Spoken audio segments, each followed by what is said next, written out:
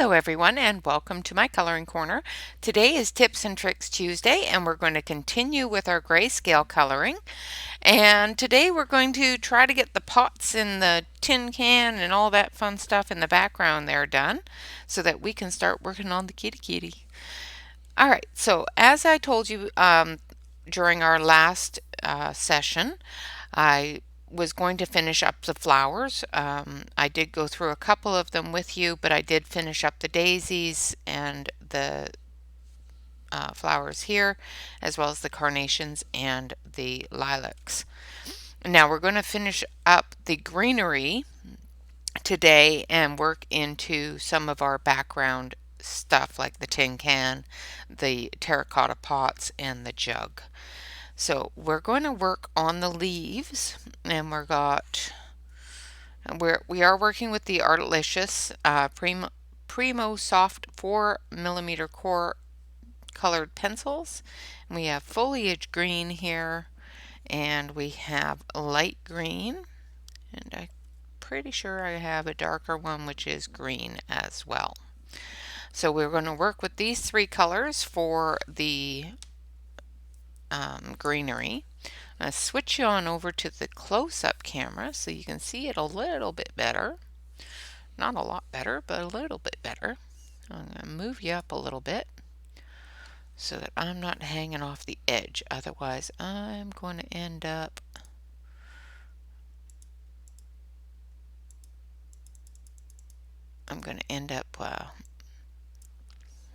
crumpling the paper. All right, so we're going to work on these leaves here and up into the other areas. So let's start in the center here. And we've got our dark green, which is just green. And it's our darkest green that we've chosen. I don't want to go too dark because I don't want it to look too black. But I do want it to have the darker green effects. And give those shadows.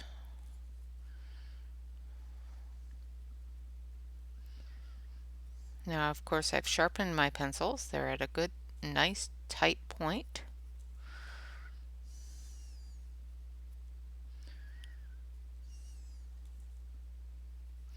I should have cleaned my glasses.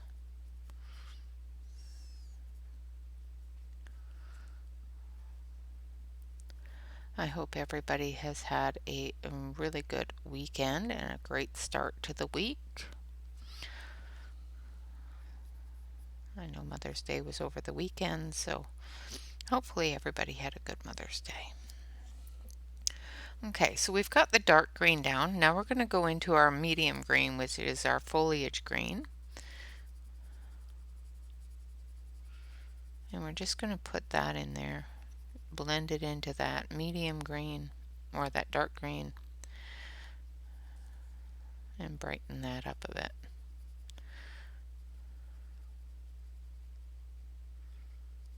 Try to get close to your flowers so that you're not leaving any large areas a white spot.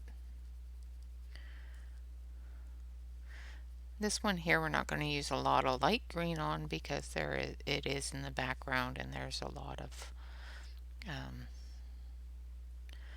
shadowy areas. So we'll use the medium green and the dark green the most here. Right in this area here we'll use the lighter green.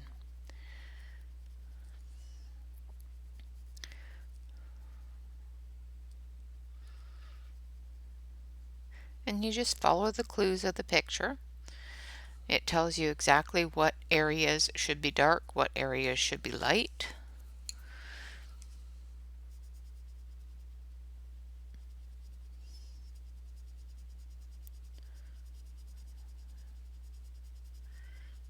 And just go over your dark and your medium green with your light. Give it a little bit of a brightening.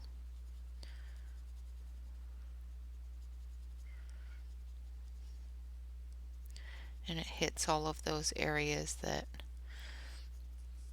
you've missed with the other colors, which just adds to the texture of the leaf. And then we're going to do the same thing down here. We've got our dark green. We're going to go through the dark green area.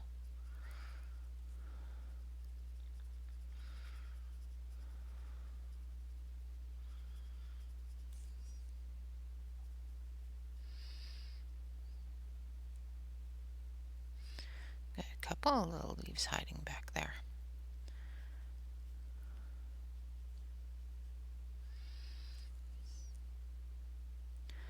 Now I'm not going to make this a horribly long one today, I hope. But I do want to show you how it's going to look with the leaves all finished. And then next week we will work on doing some fur, I think.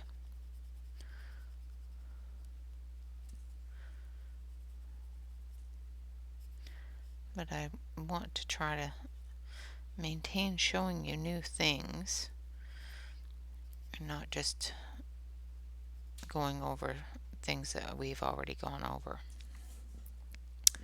And of course, coloring the leaves, even though it is important because, they're the leaves. Now this area right here, and probably this area, I probably shouldn't have done that green, but this area here is a shadow on the tin can.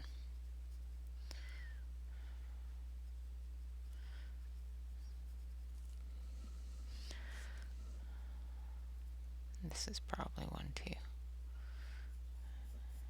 So I'm going to take a quick peek at the artist's thing here. Yes, and actually this is a shadow as well. So I'm going to grab my eraser. I thought so, but my brain said no, it's a flower, and then my other brain said no, it's not. Yes, the brains talk to each other. So I'm going to grab my eraser here.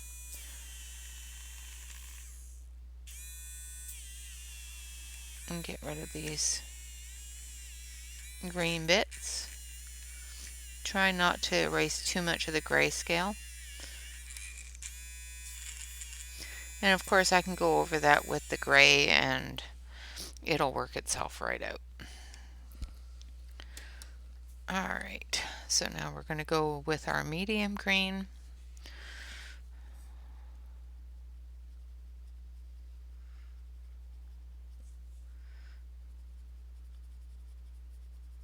It's the great thing about erasers.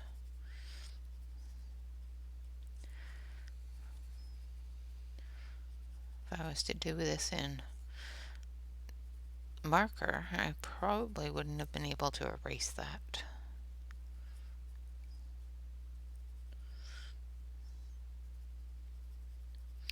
Now, because it is a metal can, having that little bit of green reflection isn't a bad thing. And hopefully I'm not in your guys' way with my hand. So I've added the foliage green. Now I'm adding the light green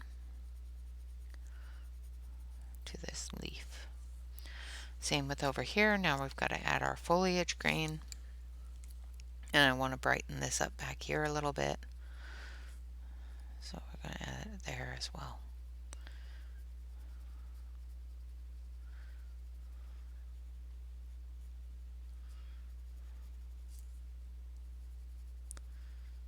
I'm just adding the foliage green everywhere that the medium darkness is, as well as on top of some of our dark green, just to give it a bit of a boost in color.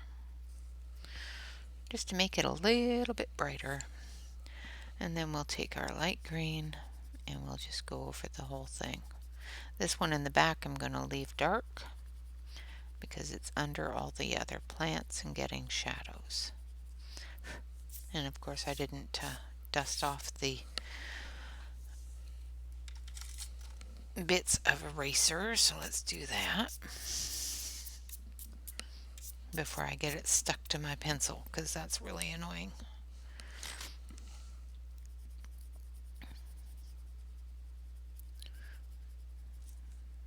Same with this one under here, just going to give it a boost of color. Okay. Now we've got another one over here. We're going to put some dark in. So this is just the regular green, just straight green out of the Artlicious. And of course you can do this with any pencil. Just take a darker green, a lighter green, and a medium green, and just follow the artist. Follow the hints and clues that your page is giving you. So anywhere that's really dark, use your dark.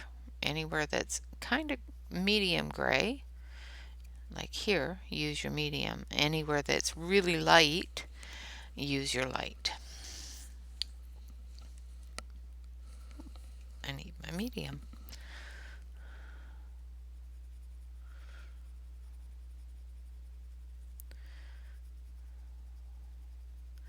Now there are some pages that are really a very dark grayscale, so then it becomes more difficult to judge where your colors should be, because you just end up coloring it with all sorts of really dark colors, and finding where your light sources are going to be can become a little bit more difficult. I'm going over everything with the light green, and I'm just going to take a touch of this medium, this foliage green, and just go into that light green a little bit. And blend that together. Alright, so then we have this one here, and that's got quite a dark area to it. And this one is quite flowy, kind of a very slender leaf. So I just put down my dark, and then I'm going to go over it with the light or the medium. Sorry.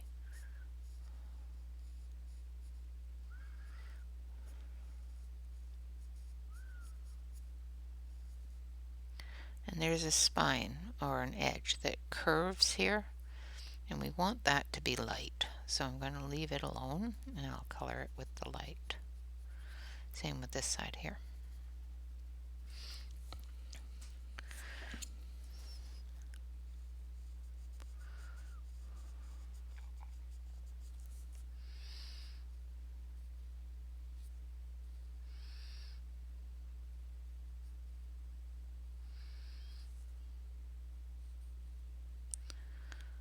And there we go. And now we're going to do the center area here of the plant, the flowers. So I'm just going to use two different greens on this because I don't want it being too dark. So I'm just using the green or the foliage green, and then I'll use the light green.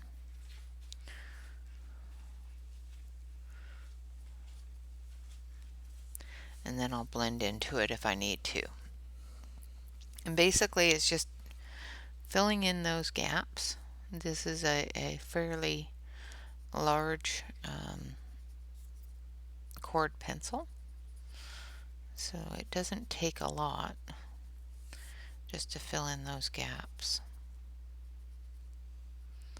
and make sure that the leaves and stems are all done up.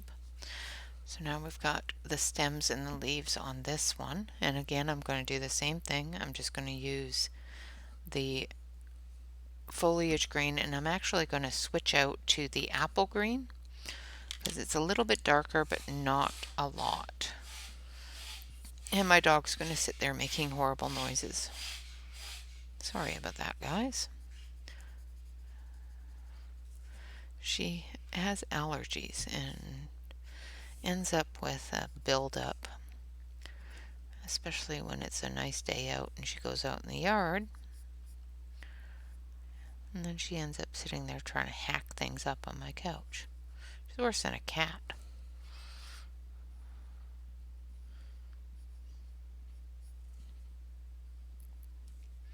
And I'm just going down the edges here with the foliage green in all those areas that it's darkest.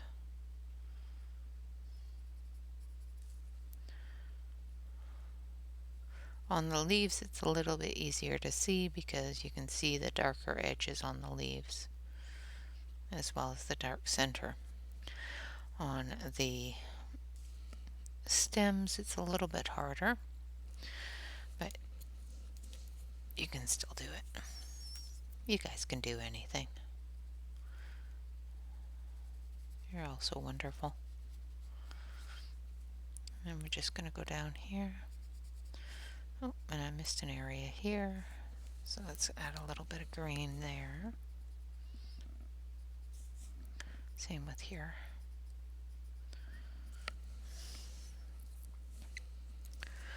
And then we're just going to fill it in.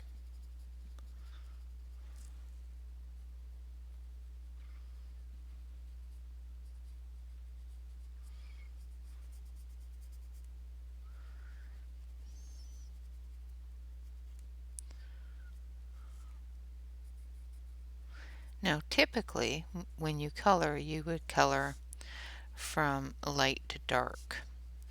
Now with this being a grayscale, I find that the colors stand out better. They pop a little bit better if you do dark to light.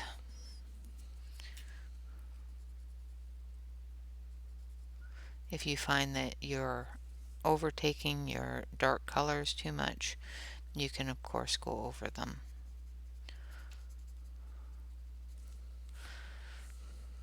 Like that. Okay, so we've got another stem here, and again I'm just going to take the foliage green here.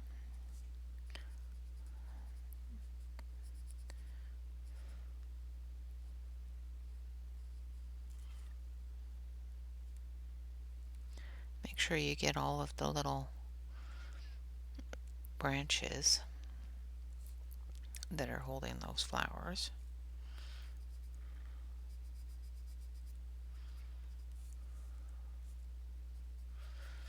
And just give it a bit of green. Then we'll take our apple green and we'll fill it in a bit up here at the top where it's a little bit darker, and down here at the bottom where it's a little bit darker. And then in the center area there where there's going to be a little bit more light hitting it, we'll use the light green.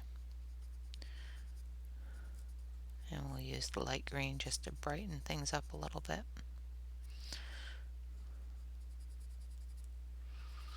There we go. Now we have another one over here that is one of those curvy leaves. So we're just going to go down the center and over here. And I know this only because of the picture that the artist provided.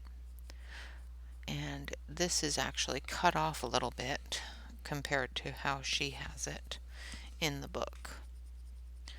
So that is one thing that you have to watch for when you're looking at the artist's pictures compared to what is on the page, because sometimes they get cut off a little bit depending upon the size of the picture that the artist did. Alright, so I think we've got all the foliage done up there. Yeah, that's it for foliage there. So we've got some leaves over here and some stems. So again, we're going to go in with the dark green.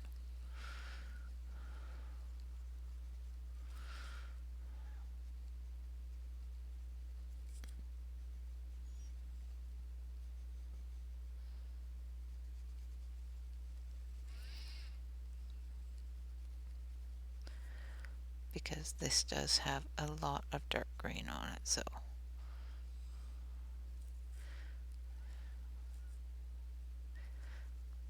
make sure that you extend it a little bit further than you need it, because you will be blending it into other colors like the medium green. So we're going to grab just regular green here. Let's see.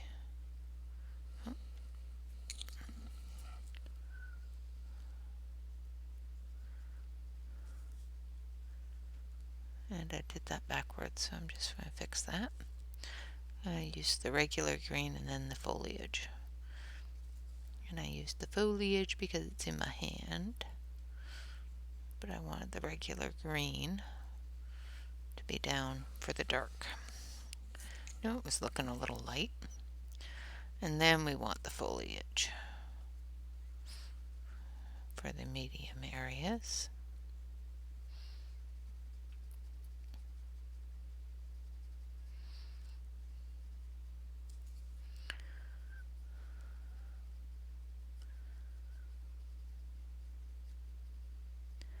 Today I have to, at some point, go out and mow the lawn before it gets to a point where I can't see my dog in the backyard. Because I was silly and mowed it a little while ago, and it rained, and it decided, ooh, I need to grow 20 times faster than normal. So my backyard's grass has gotten really long. And of course my husband can't mow it because he's highly allergic to grass. Still considering taking an entire thing of concrete and just concreting the backyard so I don't have to mow it anymore. But my husband said no to that. Alright, so we're going to do the same thing here. I've got green this time. Let's make sure I have the right one. We're going to just follow the lines that the artist has given us.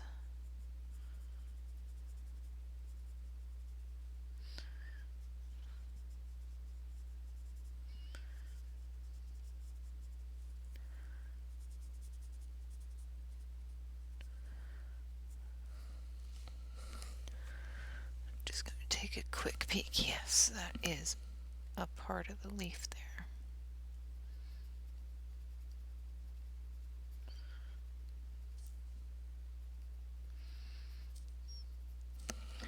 Alright, now we're going to take foliage green.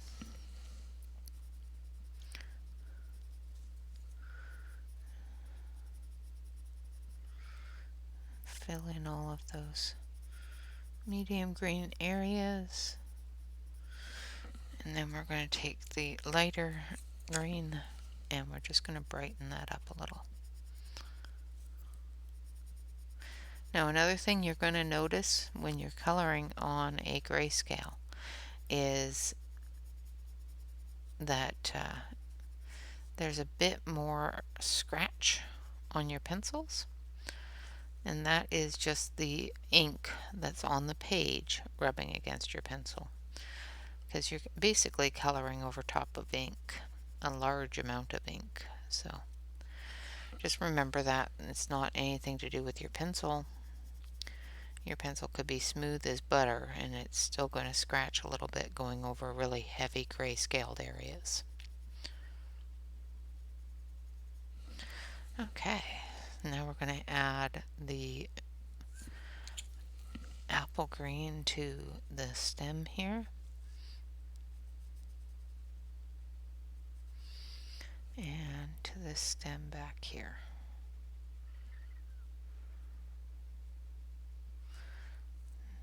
I thought maybe that would be okay, but I think I'm going to put a little bit of the foliage green in there, just for the shadow.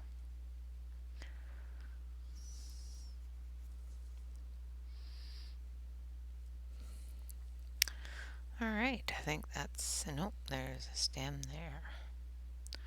Almost missed a stem.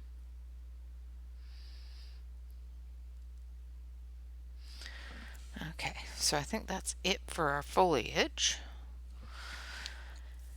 Now we've got these berries here, and the artist has colored those in green colors. So we've got some apple green and we've got some light green. Now I've done the first one here in the apple green, so I'm just going to go around the edges with the light green. I'm leaving that center one there, center of it. I think we're going to leave that white. Maybe not. I think we're just going to color that in, and if we want to do a white dot in it, we can do that later. Yeah. Alright, so we're going to take our apple green, and we're going to put it down, and we're going to see how that looks. If we decide that we want this to be a little bit darker in the center, we can add a little bit of that foliage green, but I think the apple green is giving us what we want here. And then the outer green, we'll do the light green.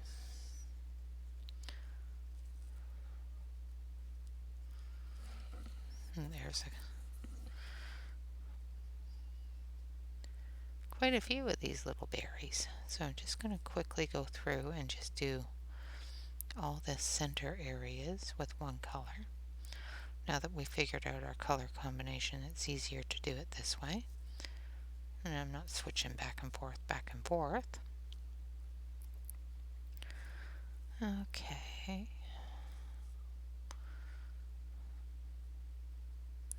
And like I said, if you find that some of them need to be a little bit darker, you can definitely add a darker green to it.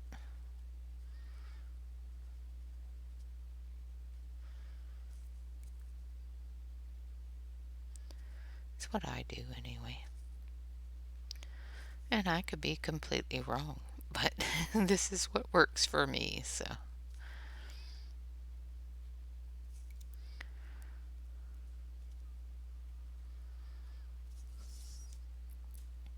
Now, one of the reasons why I chose this book to show you Grayscale is because the pictures in this book are very, very simple to follow.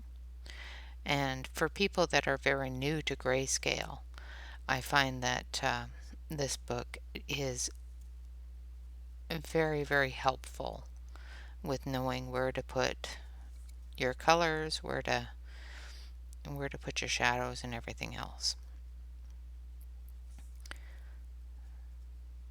Also, with its little tutorial at the front of the book, it does give you a lot of information on how to do things like fur and feathers and all that fun stuff, which I think is just fantastic.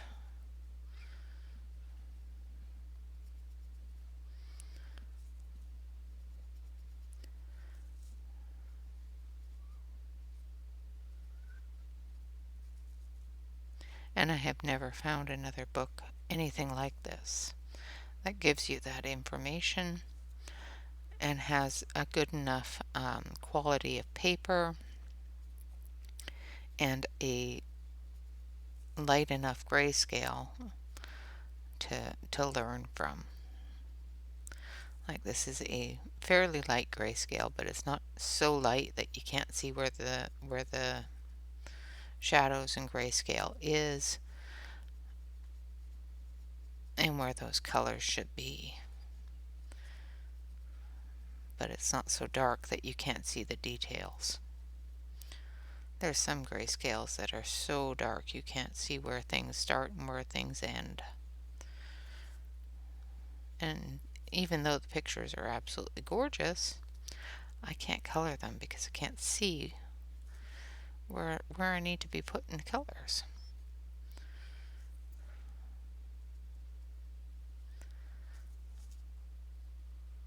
My greatest trick for those is I scan them into my computer, and then I go into my computer's photo editor and dim down the grayscale a bit. I just add more light to it, and that dims down the grayscale a bit and gives you a little bit more definition in your features. It's still pretty dark grayscale, but it does give a better ability to add color. Because another thing I find with really dark grayscale is it's really hard to add color to it. The darkness of the grayscale underneath just overtakes, and there's so many layers that you have to add just to get a good show of color. Another thing that we're going to look at next week is the addition of multimedia, the addition of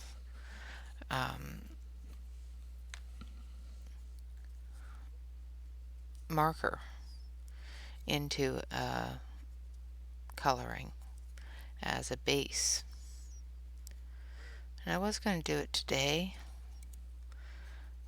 and we'll see if we get that far. But I think we might end up just getting a couple of things done, and I'll finish them up so that I'll show you how to do different things, and then I'll finish them up off screen so that next week when we come along we'll be able to move on to the rest of the picture. Alright, so that is the greenery done. I think those turned out pretty nice. Alright, so we've got our green stuff all done. Now we're going to add our shadows on the tin can. So I need my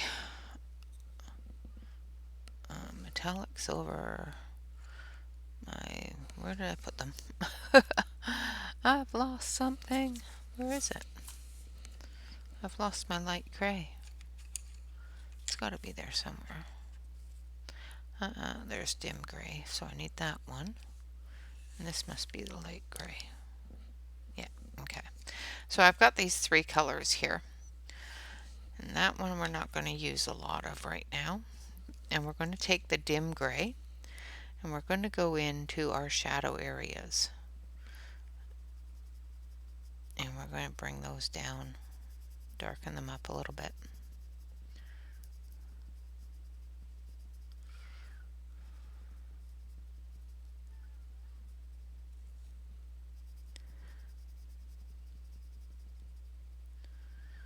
And just giving those shadows a little bit more shadow, I guess. A little bit more definition.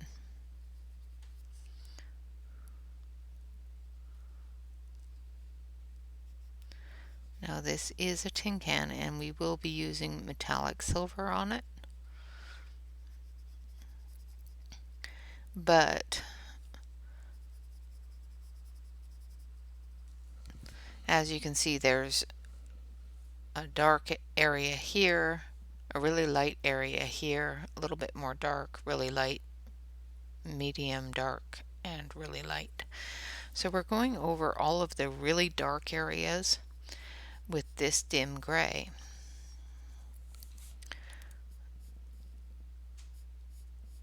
And those medium areas, we will use the metallic silver. And the really light areas, we will use light gray. The reason for this is to give it that look of shine, like the light hitting a metal tin.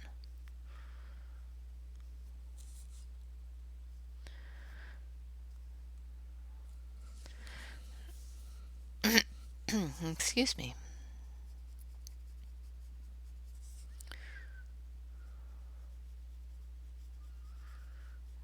Basically what it does is it gives you that illusion that the light is bouncing off of certain areas and reflecting back in certain areas.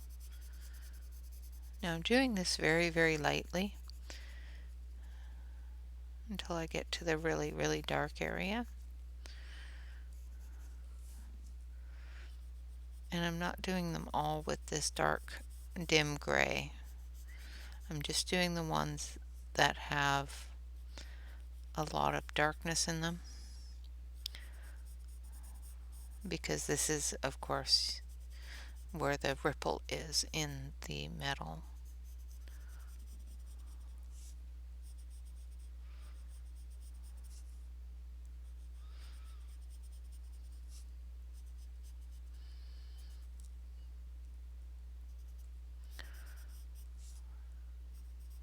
Like I said, I'm just doing it really loose, loosey-goosey.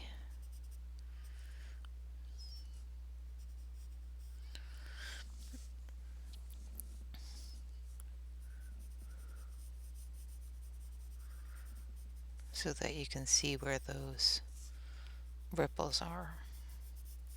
And I will probably go over this with a bit of the silver gray, just to give it that silver quality. And if I feel it's overtaken it, I will probably go back over it with the dim gray. Hopefully you guys can see what I'm doing here.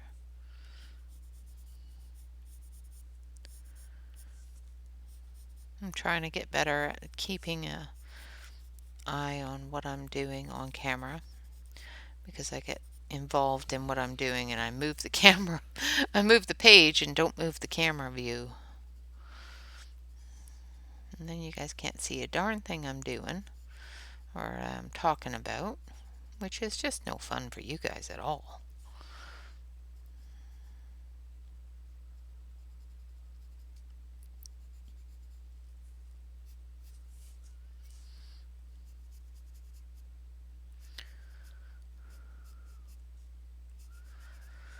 Alright, so we're almost done with the darkness on the can. Excuse me, sorry about that. Sudden bit of cough going on there. Alright, now we're going to take our silver gray and we're going to go through all these areas that are medium. Hold on one sec. Got a cough.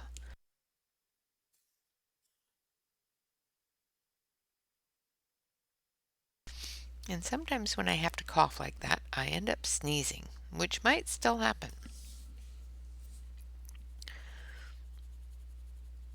So I'm just going through these medium areas with the silver gray.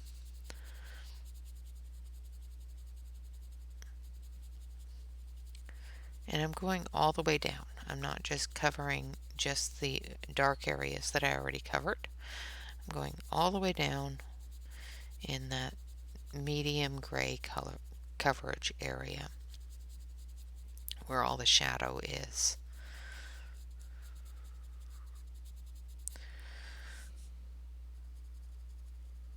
I'm just going to get a little bit in there too. Alright, then we're going to do the same thing down here. If you can see that, it comes down and does a little whoop-de-doo there.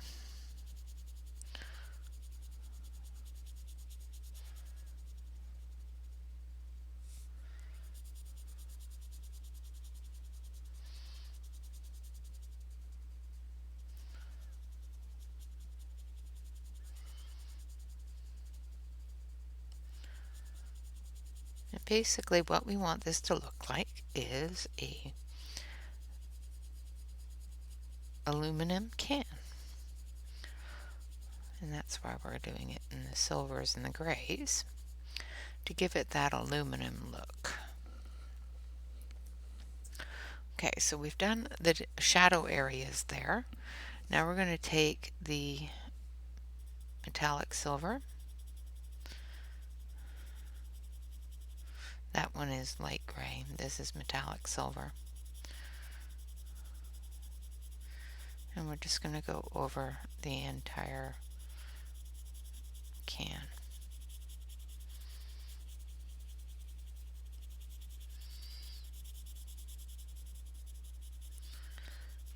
Give it that metallic kind of look. And I'm doing it very lightly. I'm just shading it.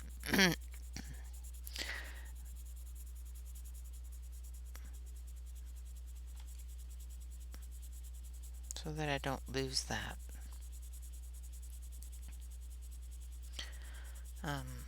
light to dark.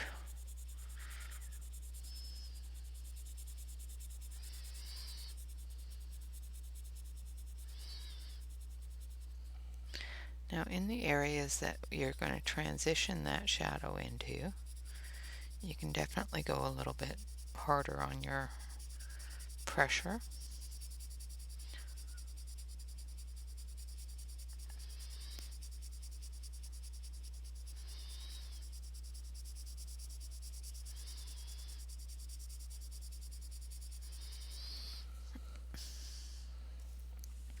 And it probably doesn't look a whole lot different to you guys because it is, you know, just a function of gray.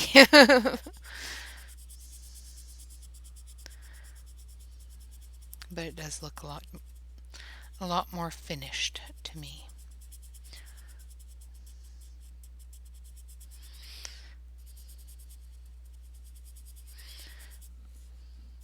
Like I said, I'm just loosely covering it.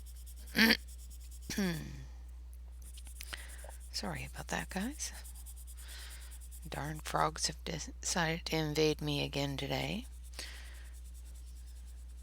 It's because I got a tickle in my throat earlier and it has decided to become a frog. Must have started out as a tadpole. I will have to take a drink of coffee here in a second and wash it down.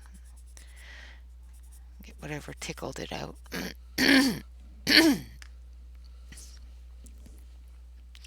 So sorry. Alright, so and there's our tin can. And tin cans are pretty simple. You just have to make sure that you leave an area that is going to show that the light is hitting it.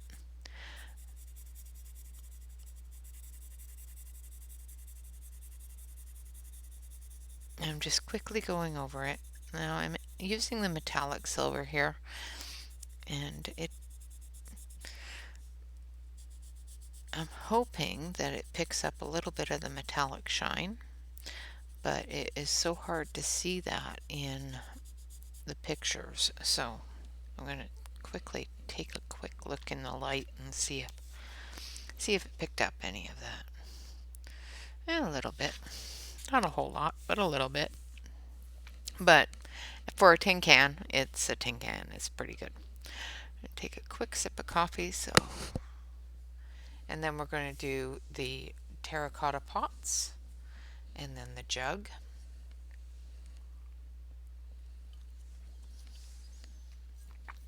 Now we are getting close to an hour, so I don't like going over an hour too much with these recordings, so I will try to get it all done by then. If not, I will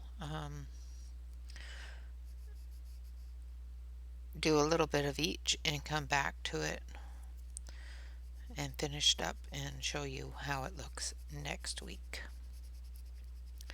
So I'm just using coffee right now, which is a reddish brown. And I'm just going through the dark areas of these terracotta pots with it.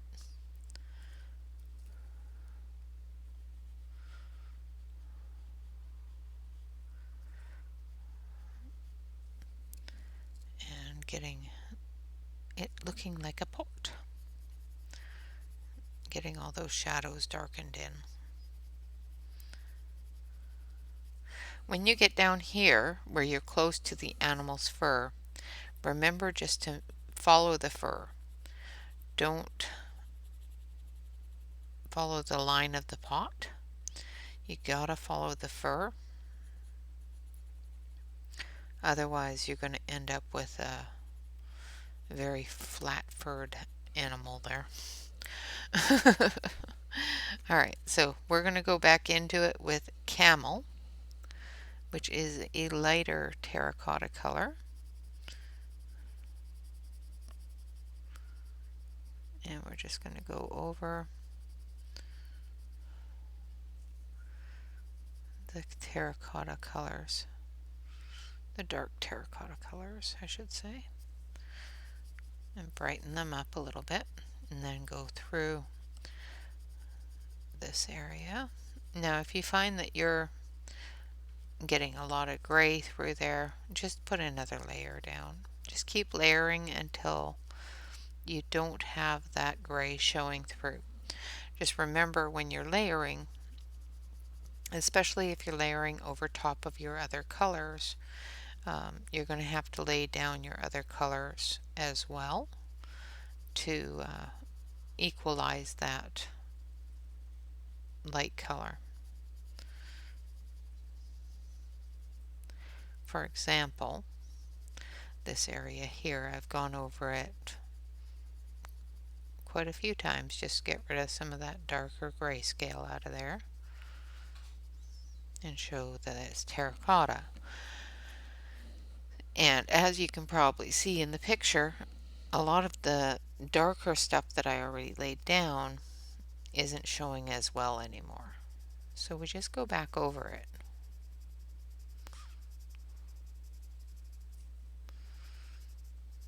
And blend it into that lighter color there.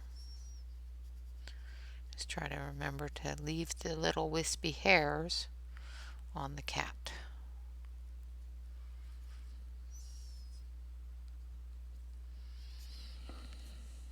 Just like that. Then we're going to do this area and try not to do the green thread, yarn, whatever it is.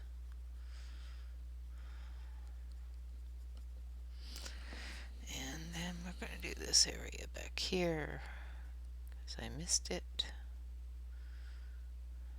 It's just a little tiny piece. Okay.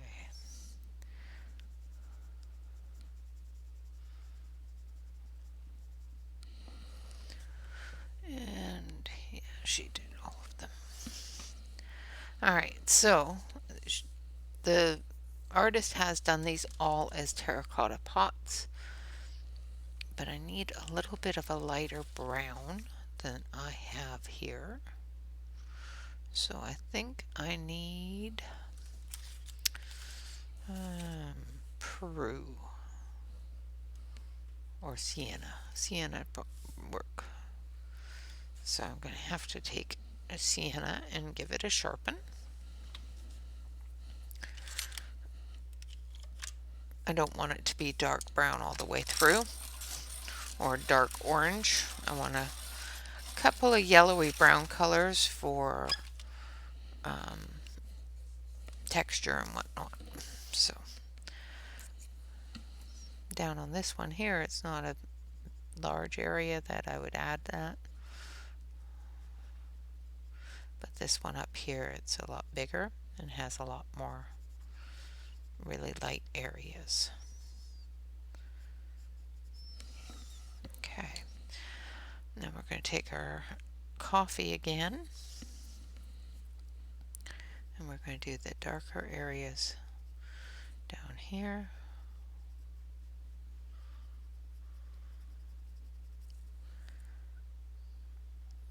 Go around the kitty's ear. So as you can see, coloring anything in Grayscale is just pretty much the same. Just have to follow what the artist has laid out for you. I could color these pots any color as long as I followed the color layering that the artist has laid out. Like for example, this area here that I'm doing right now is showing quite a bit darker. Like this area here is a medium, this area here is a light, this area here is a medium, and this area here is light. So as long as you follow those areas, and follow those clues on your coloring while you're coloring a grayscale. Um, and just like any other coloring, the artist has a vision in his head, in his or her head, of what it's going to look like when it's all done. And they put little clues of their vision and what they meant by something when they drew it in the drawings. So as long as you keep your eyes on where those little clues are, you should get a firmer understanding of where your shadows and that sort of thing should be. Like I showed you before, some leave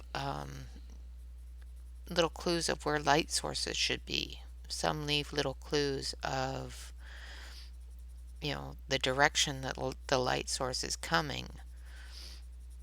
Some, of course, if the sun is there, that the light source is coming from the sun. If there's a light bulb hanging there, the light source is coming from the light source is coming from the light bulb. And that sort of thing. Another thing, especially if you're coloring things like houses with windows and stuff like that, there's always going to be a light source coming from a window if it's nighttime and there are people home and there's light in the house. If you don't color light in the house, of course there's not going to be a light source from it. But use your discretion, use your best thoughts on where, sorry, I'm turning the page on you, of where you want those shadows to be when you're coloring. But with grayscale, you don't have to make those choices. The shadows are there for you, which is really cool, especially when you're learning how to do shadows and stuff like that.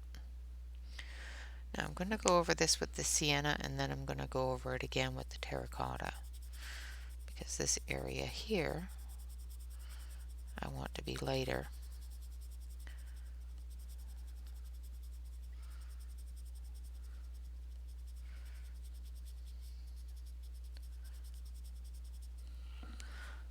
Than the rest of the terracotta.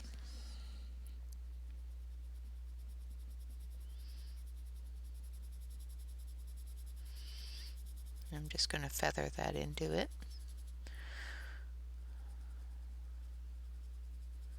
And try not to color too much of the cat's ear.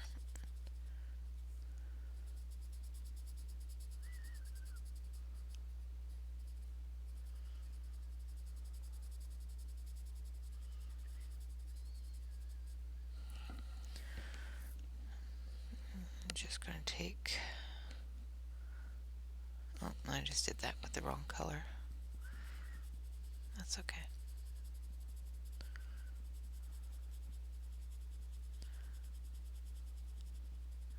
Thought that was looking a little dark, but it's alright. It actually gave it a little bit more depth, so it's fine. Happy accident. I love happy accidents. And then we're just going to go over this area one more time with the sienna, just to give it a cohesive look.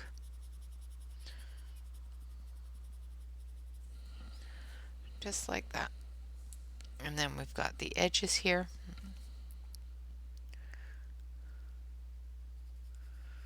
We're just going to go over those with the sienna.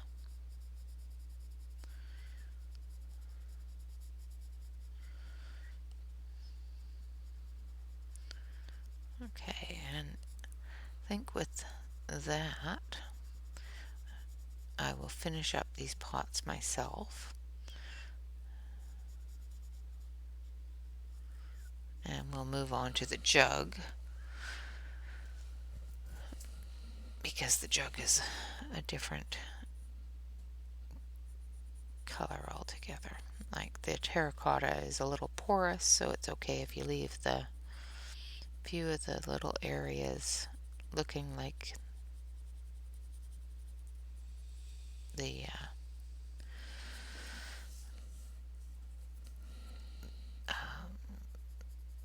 white spot in it. But the jug here is got a little bit more porcelain look to it. So it's got a little bit more shine to it. And it's a little bit more solid color. And I'm going to show you on this jug how to do a multimedia type of thing with your color. So I'm going to take a couple of markers here. I think it's this one that I want. Let's see. Yeah, this one. And this one, I think. Yes. So we've got two light colors here. We've got our pastel yellow and our sky blue. And the bottom part of this jug is all yellow. So we're just going to actually color. Just going to make sure, yes, everything in the bottom part of the jug with these markers.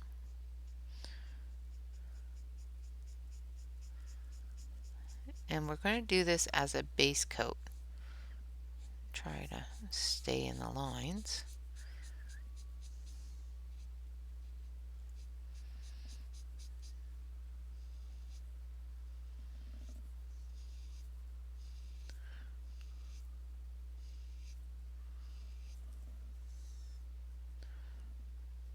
Probably not the best choice for this application because there are so many little things to go around. Wasn't thinking it through. Okay, but I like the colors, so, and because I want this to be fairly smooth, doing this start off in marker makes it go a little bit faster and a little bit smoother.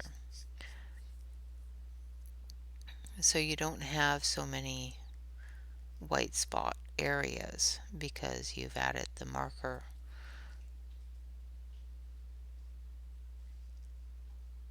and then you went over it with your darker additions. So just like any coloring around small areas with things that don't get erased or can't be erased, you have to be careful and try not to overtake with your marker the areas you've already colored or the areas that you want your other marker to go into, or areas you don't want marker in at all.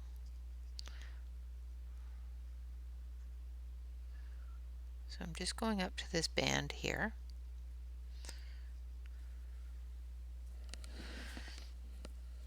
And I'm just going to jump into here.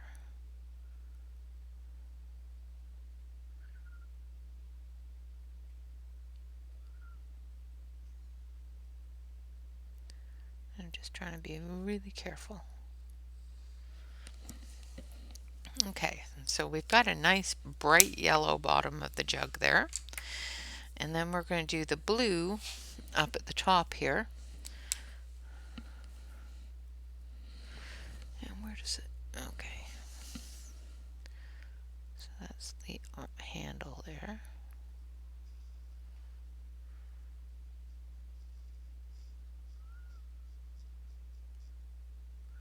And once again, just be careful going around your objects. Make sure that you don't color, a yellow flower blue.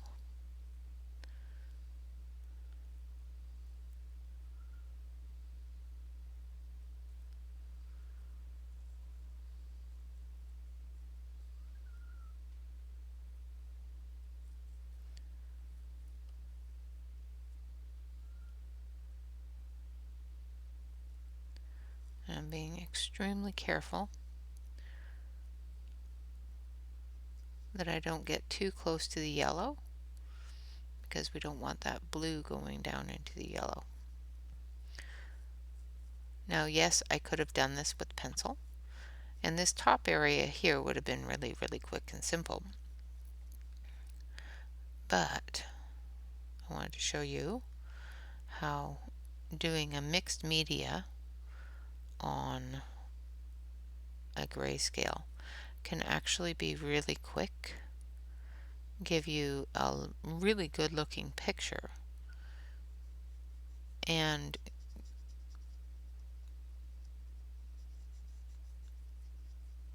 the choice between using a marker and a pencil, or using a marker with a pencil. So you don't have to only color with one thing. You can choose to use both, or you can choose to use one, or you can choose to use, any number of things in your coloring. It does not have to be, okay, I'm using colored pencils today, and that's all I'm going to use. You can just use lots of different things to make the picture more vibrant and pop out really nicely.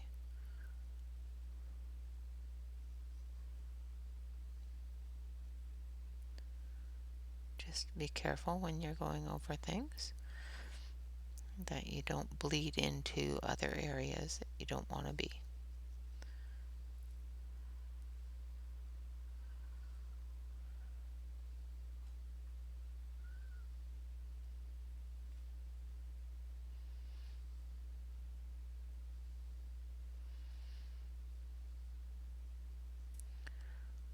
Okay. Now we're going to finish up this area, and one of the things that you must remember when doing anything with markers, whether it be on grayscale or whether it be on line art or anything else, is that the alcohol marker is going to bleed through the page, first of all. So make sure that you have a cutting board or a piece of paper behind your page, especially if you still have it in the book, to absorb that ink so it doesn't get onto your other pages. Another thing is that you need to keep your edges wet. So when you're coloring, if you have to stop somewhere or slow down a little bit to get into fine detail areas, just make sure that you go backwards a little bit, so that when you do put in that color, you don't end up with a harsh line. Okay, so we've got the yellows down and the blue down on this jug. Now, I could leave it like that. There's enough grayscale in there that I could easily leave it like that and just move on. However, that's just not me. So what we're going to do is we're going to take our deep blues. Let's see, I need a really dark one here. So we've got sapphire blue here. I'm going to give it a sharpen. And we're going to put in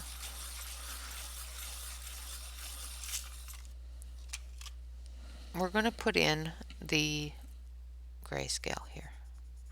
We're going to put in the shadows, the dark areas, with your pencil. And it just gives a bit more depth to the picture. You can definitely do it straight with markers. You can do it straight with pencils. But sometimes just adding that a little bit more color into the shadow areas just makes the picture look so much more realistic.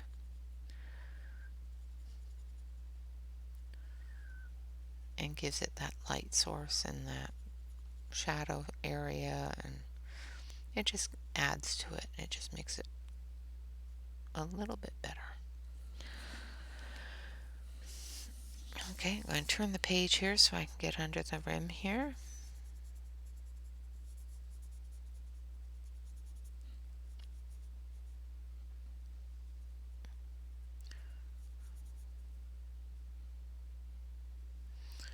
Yes, I am a page turner. I'm always turning pages. Just gives me a little bit more perspective on where things are supposed to be.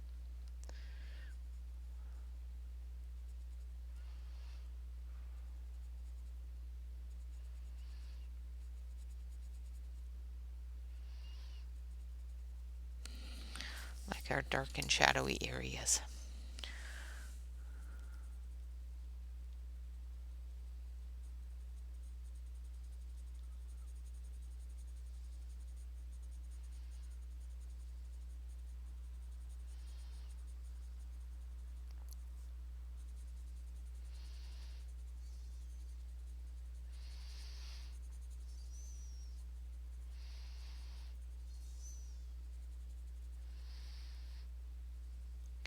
Now I'm just going to very lightly go into behind these berries here.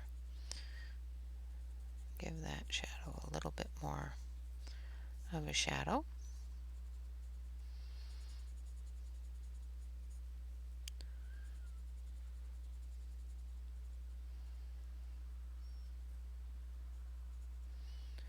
Make sure they're all well defined. That's another thing, is you can definitely add a little bit more definition with your colored pencils on top of the marker.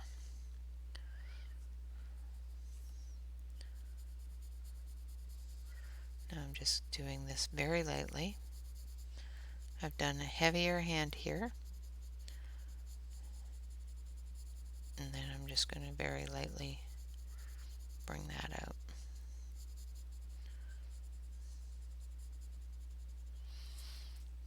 Do a heavier hand down here in those areas that I know there's going to be a shadow.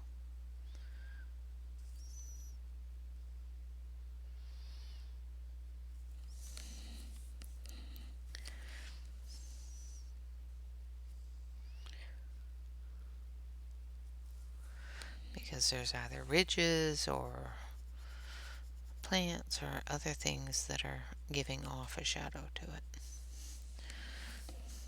Okay, now we're going to do the same thing with the yellow. We're going to take a nice deep yellow, and I think it's this one, which is just straight yellow, and we're going to do the same thing. Go into those shadow areas and just give a bit more depth to them.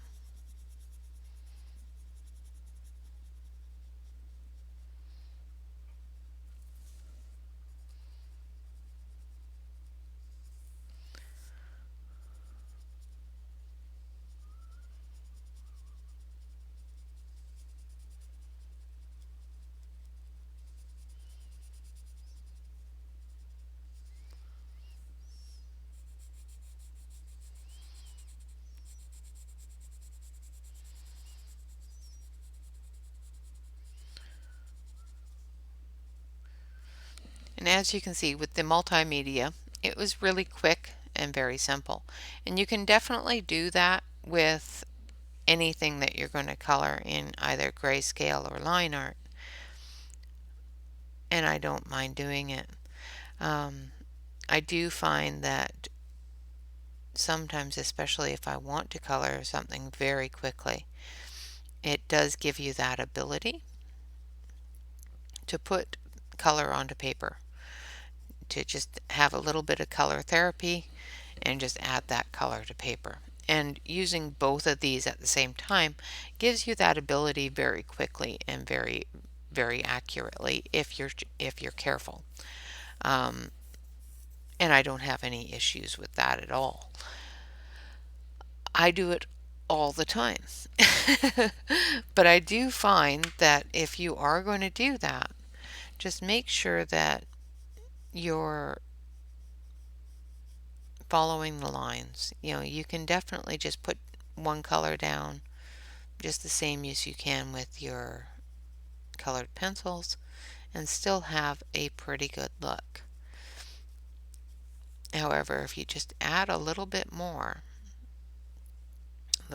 time, a little bit more patience, and just add a touch of colored pencil in your shadowed areas, it gives you that ability to see those shadows a little bit deeper, not so gray. Alright guys, I will finish up the terracotta pots myself. I did want to show you how to use the multimedia.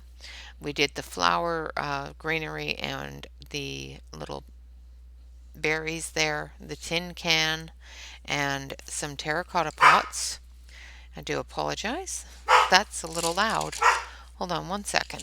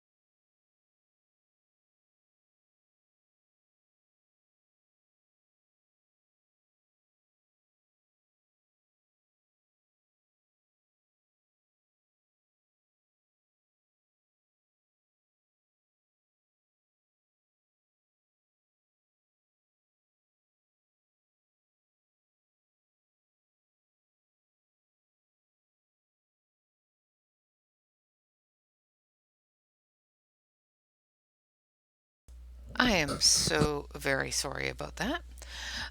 Yeah, there was a delivery, and my dog decided that she was going to scare me. Isn't that fun of her? Okay, so we have gone through and we've done the jug and a couple of the terracotta pots, and I will finish those up, as well as some mixed media on the jug and metallic on the tin can, and that will stand out metallic once we're done with everything else. I'm going to switch you over to the other camera here so you can get a better look at what we've done so far. And like I said, I will finish up those, and next week we'll do some wood and some background, and yeah, we'll see what we can do in an hour next week. Until then, I thank you all very much for joining me for this Colored Pencil 101. If you want to, of course, like, comment, or subscribe to the channel, that would be awesome. I do appreciate it. I love it when you guys let me know what you enjoy. So please do hit the like button. It tells me what you enjoy watching. It also tells YouTube what you enjoy watching so that they suggest more viewers to my videos. Of course, this book once again is Jane Maday's Adorable Animals Grayscale coloring book. I will leave a link in the About section below, and we are using the Artlicious colored pencils, and I did use the two Cali Art markers. So these two, which are Cali Art brush markers. So I will leave those in the description below if you want to use the markers and don't have some. The Cali Arts are a really nice marker. Let's see, what else have we done? Oh, we colored some berries and some leaves. If you want to join us over on Facebook, please feel free to do so. Just make sure that you fill out the application form. Unfortunately, we don't accept anybody that doesn't fill out the application questionnaire. The reason for the questionnaire is to tell me that you enjoy coloring, and that's something that the type of group that you're actually trying to apply for. And B, that you're not a robot. There are a lot of scams going on right now in Facebook where companies and people and robots basically are taking pictures of your pictures and using them for diamond paintings, for different things that they're selling. And this is without your permission, and this is without the artist's permission. So not only is the artist losing money, but somebody's making money off of all of your hard work. So all of the color and love and caring that you put into your picture, somebody is taking and making money out of it. So that's why we ask that you fill out the application form, just so that we can A, protect you from that happening, and B, to protect the members that are already in our group from having anybody join us that is going to do something like that. Those types of people don't fill out the application form. And I'm not saying that only people that don't fill out the application form are those types of people, but some, especially robots, don't have that built into them to fill out that application form. So that's why we ask that you answer the few little questions that we do ask so that we can accept you into the group. Of course, that link is in the description below, so you can definitely click on that and join us anytime that you would like to. We're hitting really close to 1,000 people in my subscribership, and I thank you all very much for subscribing. I do appreciate it. If you're not already a subscriber to the channel, hit that subscribe button. Once we get over 1,000 subscribers, I will have the ability to do some other things, some cool things, like add a community page where I can add different things for the 3D printed area of my husband's fun stuff, and start selling a few things for the channel, such as my colored pencil holders and things like that. So of course, if you're not already a subscriber, hit the subscribe button. Let's get me up over 1,000 so we can start adding those community pages and other things that come with having the subscribership. Of course, all links down below will be affiliate links from Amazon. I am an Amazon affiliate, and I do receive a small commission every time you click on a link and purchase a product through that link. All of these purchases, or all of these funds, which is not very many, but all of these funds do go towards the channel. So it provides me with the ability to do giveaways, as well as purchase things for the channel itself for viewership. Other than that, that's about all the little bits of information I needed to give you. I will do up the rest of these terracotta pots, which is only 2 of them, so it won't take me too long. And we will continue again next week. Of course, tomorrow is a work in progress Wednesday, and we will be live at 3:30 p.m. Pacific Standard Time. So I hope you will all join me for that. Other than that, guys, thanks so much for watching. You guys have a fantastic day and a wonderful week if I don't see you before then. All right, guys, bye-bye for now.